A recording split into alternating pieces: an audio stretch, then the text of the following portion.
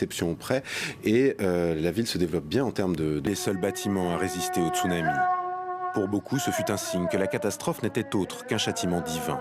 La province d'Aceh a adopté la charia en 2002 et s'est dotée d'une police spéciale chargée de faire la chasse aux pêcheurs.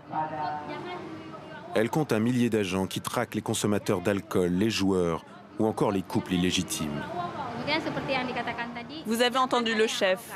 Ne soyez pas arrogante, ne vous fâchez pas avec les gens, ne soyez pas répressive. Cette unité 100% féminine patrouille le vendredi, à l'heure de la prière, pour s'assurer que les hommes sont bien à la mosquée. Les policières disent être volontairement courtoises, le but étant de faire accepter la charia plutôt que de l'imposer de force. Ok messieurs, finissez vite, c'est l'heure de la prière. Les récidivistes risquent tout de même un châtiment corporel. La prière est une obligation pour les hommes, mais pas pour les femmes, juste pour les hommes. Les hommes sont dans le péché s'ils ne sont pas à la mosquée, donc on leur donne un avertissement. Si on trouve 3 fois le même homme hors de la mosquée lors de la prière du vendredi, il recevra 3 coups de bâton en public ou sera emprisonné 6 mois. Des sanctions dissuasives. En quelques minutes, les boutiques ferment et les rues se vident. La ville est comme déserte. Et pour les hommes qui se font prendre, c'est la honte. Bon, allez messieurs, il faut fermer. Bon, allez dans la mosquée maintenant, vous ne voulez pas finir en prison quand même. Chut, je ne veux pas en parler. Je dois aller prier maintenant. On parlera à un autre moment, d'accord ? Les règles de l'islam sont prises très au sérieux à Banda Aceh.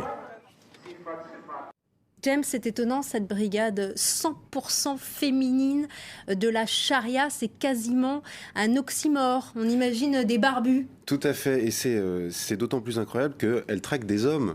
Donc c'est ça qui est complètement étonnant, mais c'est vraiment quelque chose d'assez symptomatique de cette charia à l'indonésienne. C'est-à-dire que ce serait inimaginable, une séquence comme ça serait inimaginable dans d'autres pays où la charia est appliquée, comme la Somalie ou l'Afghanistan, etc.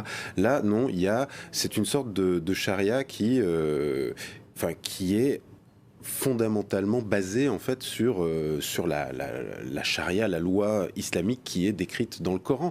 Donc les hommes et les femmes sont égaux devant cette loi. Là par exemple, ce sont les femmes qui traquent les hommes pour qu'ils se rendent à la mosquée. Le but, c'est vraiment d'éviter qu'il y ait des péchés de commis, puisque pour vraiment quasiment tout le monde à Banda Aceh, tous les gens à qui on a pu parler disent la même chose. S'il y a eu un tsunami et une catastrophe, c'est une vengeance de Dieu parce que nous n'avons pas été corrects. Mais dans le même temps, par exemple, les femmes ont le droit d'aller à la plage sans voile. Ça ne pose de problème à personne. Alors si toutes les femmes sont effectivement voilées dans la rue à Banda Aceh, dès qu'elles sont chez elles ou par exemple dans leur jardin ou même qu'elles reçoivent des gens, parce que nous on a été tournés dans des maisons, dans le reportage on le voit bien, les femmes ne sont pas voilées chez elles, même si quelqu'un rentre. Donc c'est quelque chose finalement d'à la fois strict, mais en même temps qui paraît beaucoup plus libre que ce qu'on peut voir dans d'autres pays. Oui, parce que